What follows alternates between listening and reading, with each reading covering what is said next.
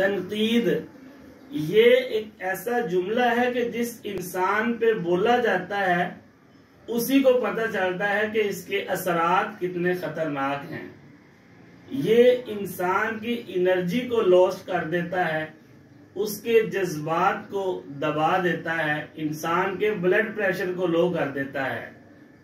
लेकिन याद रखिए, कुछ लोगों की जिंदगी का ये हिस्सा है, उनकी जिंदगी का ये मिजाज है कि हर वक्त दूसरों पे तनकीद करते रहना, दूसरों की खामियां ढूंढना, दूसरों के अंदर से कीड़े निकालना।